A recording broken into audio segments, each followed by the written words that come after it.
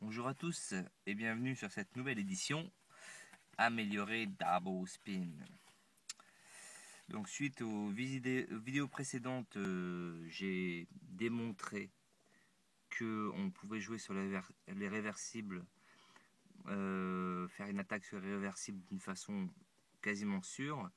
Un jeu va se faire dans les 2 prochains tours. La question qui reste en suspens, c'est joue-t-on sur le 26 ou le 29 dans le cas de l'attaque d'un réversible 26-29?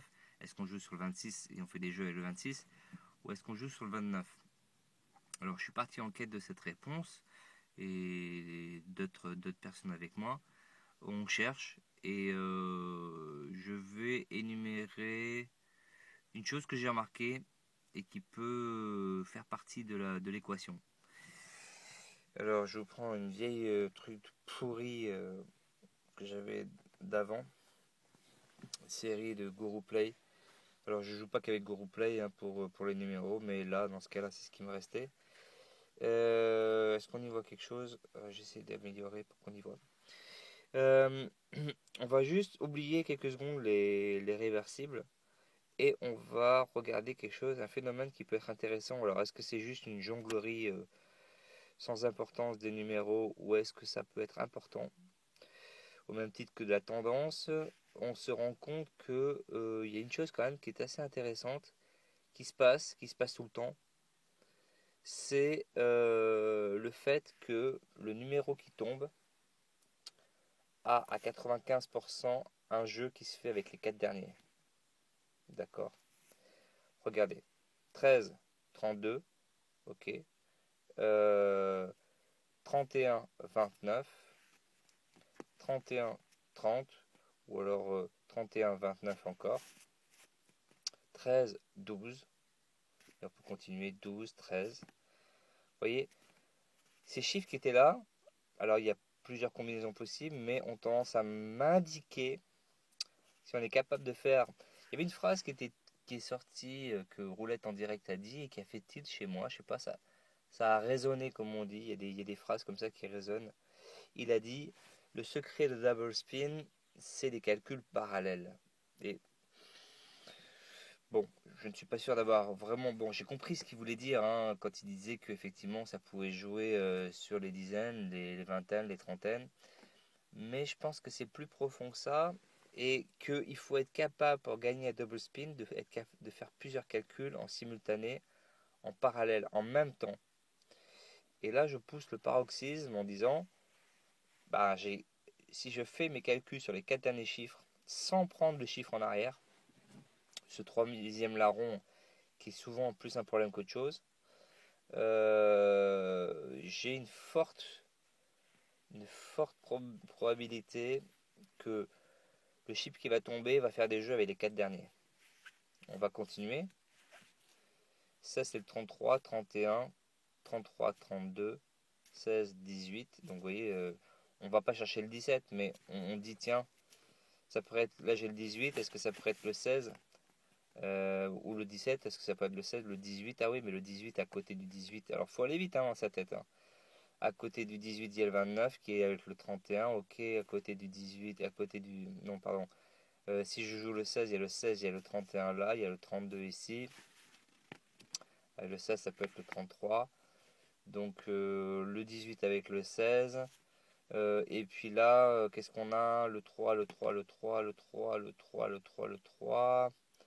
35, 33. D'accord? 35, 33. Donc ces 4 derniers chiffres me permettraient de m'orienter vers ces chiffres-là. Peut-être qu'il y en a plusieurs. C'est-à-dire quel est le chiffre qui va faire des jeux avec les 4 derniers et que ça va marcher. Alors quels sont les chiffres? Les chiffres. Hein. Et leurs voisins. Par exemple, si on avait eu le 16 et le 33, on aurait pu jouer le 16 et le 33. Parce que si ça avait été tombé, si c'était tombé sur le 33, 33, 31, 33, 32. Et justement, le problème du 33, là, c'est que là, il marchait pas. Enfin, il marchait si, parce qu'on aurait pu dire 33, c'est le 16, 16, 18. Donc, si vous voulez, le 33 et le 16 auraient été les deux chiffres que j'aurais pris. Mais est-ce que j'aurais pris, par exemple, on va dire, le 5? Bah, le 5 avec le 13, non, j'ai pas de chiffre. Le 5 avec là, non, je vois pas non plus. Vous voyez, c'est pas anodin quand même, c'est que dès qu'on commence à sortir, on pourrait appeler ça une tendance, je sais pas, c'est une tendance, mais dès qu'on commence à sortir du cadre, on dirait que, si vous voulez, la roulette, alors c'est sûrement la disposition de la roulette, mais a tendance à faire en sorte de donner une cohérence, une suite, une cohérence aux chiffres qui tombent, comme si le dernier chiffre était influencé, même si mathématiquement on vous prouve A plus B qu'il n'y a absolument aucune notion de conséquence ou d'influence des anciens tirages par rapport aux nouveaux. Seulement les gens qui gagnent à la roulette vous disent le contraire. Ou alors ceux qui gagnent sans tenir compte de ça utilisent l'équilibre de la nature et en disant que tous les numéros peuvent tomber d'une façon équitable ou qu'il y a des numéros chauds, des numéros froids et qu'il va y avoir un équilibre ou la loi du tiers ou bon, il y a toutes sortes de techniques basées sur la mathématique. Là, c'est pas notre cas. Maintenant, peut-être je me trompe et il faut qu'on soit capable de retomber sur une formule mathématique. Je ne sais pas. Bon, je continue ma démonstration. 32, 32, 33, 32, 31, 32, 32. Alors, soit il fait le chiffre, soit il fait une répétition, parce que ça peut arriver qu'il fasse une répétition. Donc 32, 32, ou même on pourrait faire 32, 20, non, 30, 29, ça n'aurait pas marché. 32, 32, 22, 23, tac. On aurait été influencé à ce niveau-là. 17.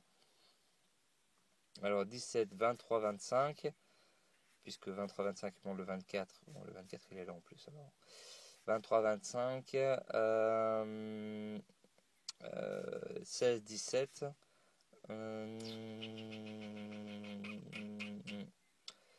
34, 34, 34, 34, 25, 26, et puis 25, 23, 17, 18. Alors est-ce que c'est juste que bah c'est facile, ça marcherait pratiquement à tous les coups, ou est-ce que c'est ce que je suis en train de dire a une réelle importance et du coup on ne serait pas obligé d'aller chercher le troisième chiffre qui est quand même ce que j'appelle moi le gouvernail qui permet de dire ben, le troisième numéro qui est le plus en arrière, c'est quand même celui-là sur lequel on s'appuie pour essayer de faire le chiffre. Donc c'est une sorte de gouvernail qui va nous dire ben, vous allez jouer, si vous avez le 32, 33 en arrière, vous allez jouer le 34 ou vous allez jouer le 31. Alors que si vous n'avez pas le 32 en arrière et que vous avez juste le 33, il peut y avoir beaucoup plus de possibilités forcément, puisque 33, 34, 33, 35, 33, 32 ou 33, 31. Donc ça fait beaucoup trop de chiffres. Donc le fait d'avoir ce chiffre en arrière permet effectivement de réduire le nombre de jetons joués. Mais si on dit que en faisant les jeux sur les 4 derniers, si on fait un mix un peu comme un ordinateur qui ferait des calculs parallèles, on arrive sur une équation, si vous voulez, qui nous élimine beaucoup de chiffres et qui reste que des chiffres qui vont faire des jeux avec ces 4 séries et qui sont plus ou moins, enfin même avec leurs voisins. Je crois pas que ça fasse tant de chiffres que ça. Il faut que je pose ça en détail sur un papier et que j'essaye dans un cas pour voir si ça fait tant de chiffres que ça. Si j'essaie de faire toutes les possibilités communes aux 4 chiffres qui viennent de sortir. Et des fois, j'entends les roulettes en direct qui disaient, bon, il faisait sa méthode et puis il dit avec 4 chiffres en arrière. Alors je ne sais pas ce que ça voulait dire. Alors est-ce que c'était ça? Ou est-ce que je me dis, mais non, il utilise quand même les 10 ou 15 ou 20 chiffres en arrière. Est-ce que quand il disait 4 chiffres en arrière, c'était autre chose dont il parlait? Je ne sais pas. Mais bon, voilà. Ma petite idée, on va faire une dernière démonstration.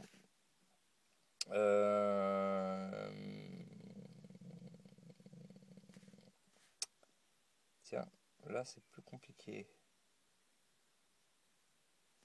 Là je l'ai pas. Bah non, parce que 28 c'est 7, 28 c'est 12. 12, enfin c'est 25. 25, 28, 26. Non, je l'ai pas non plus. Ah tiens, c'est marrant. Ce 28 là, il n'a pas de rapport avec là. Du moins, on peut pas faire un jeu. Ça, c'est étonnant. Je crois que c'est la première fois. Il faut croire que non, c'est peut-être possible. 21, 23, 21, 19, 20, 12, 13. Je vois pas ce 17. Ce 17, il vient de là. Ce 17, c'est le 25. Je comprends pas pourquoi le 28 est tombé. Mystère, dernier. Et après on arrête. 29, 28. Est-ce que c'était 12, 12, 20, 23. Ouais, bon.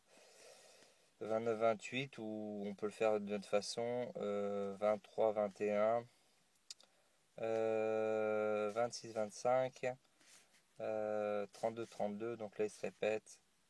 Et puis 24, 26.